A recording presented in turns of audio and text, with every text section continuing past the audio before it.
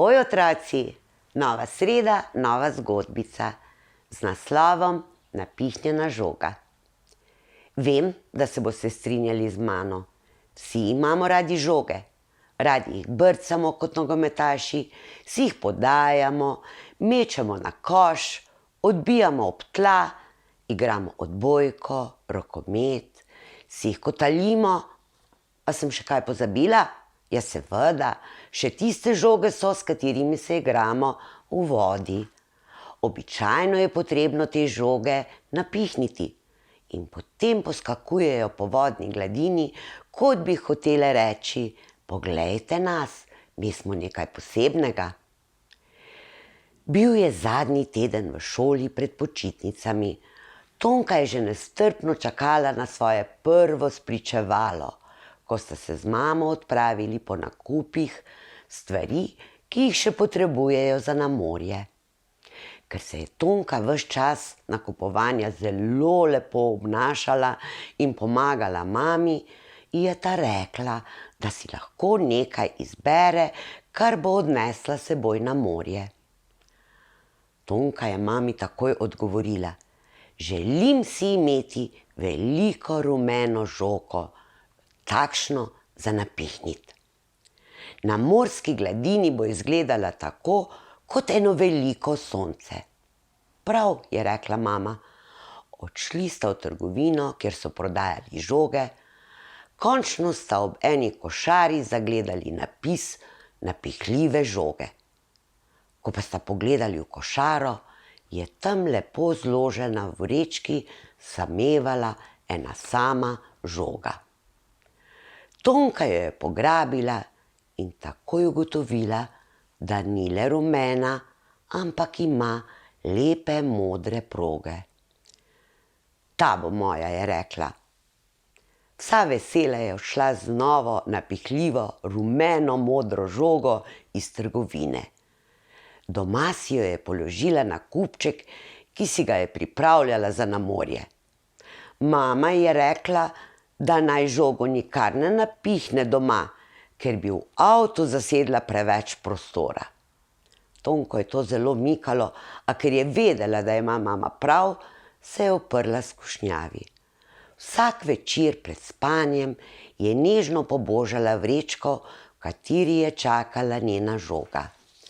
Zadnji večer pred odhodom na morje pa je nežno zašepetala: jutri se bova končno igrali v vodi. Sredi noči so starši Tonko odnesli v avto in Tonka, ki se je zbudila ravno, ko so prišli na cilj, je od veselja zavriskala. Hitro si je oblekla kopalke, očka pa je napihnil njeno novo rumeno modro žogo. Joj, kako je lepa in velika, je rekla Tonka in z njo stekla proti vodi. Vsak dan se je igrala žogo, ki je imela barvo sonca in morja, ter se je kot kakšna gospodična pozibavala na morski gladini. Tonki se je zdela sila imenitna. Po nekaj dneh pa je Tonka rekla mami: meni se zdi, da je žoga vsak dan večja, kot bi se sama napihovala. Zdi pa se mi tudi, da ko jo vržem v vodo, kar sama priplava nazaj k meni.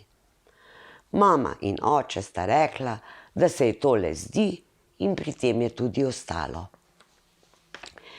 Zadnji dan dopusta pa sta tudi mama in oče ugotovila, da se je Tonkina žoga močno povečala.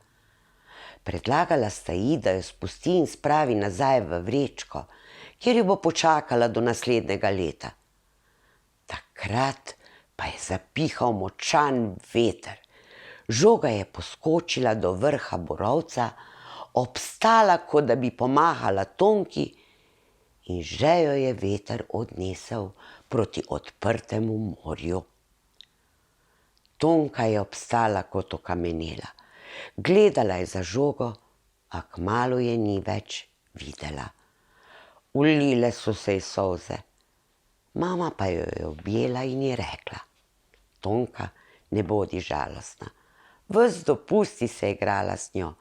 Zdaj pa se je veter odločil, da jo odnese na kakšno drugo obalo, kjer je morda deklica ali deček, ki si želi prav takšno veliko rumeno modro žogo, s katero bi se igral. Mamine besede so Tonko potolažile in je rekla: mogoče bo tako potovala po vseh morjih sveta in razveselila še veliko otrok. A kako to, da se je večala? Veš, Tonka, morje je veliko in bi se hitro lahko izgubila. Večja bo, prej jo bo opazil kakšen otrok. Ta tvoja žoga je gotovo čarobna, ker si jo ti izbrala in se z njo veselila in igrala.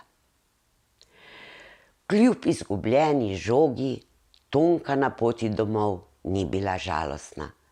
Ko je avto začel nabirati prve kilometre proti domu, je zaspala in sanjala o ogromni rumeno-modri žogi, ki razveseljuje otroke po vsem svetu.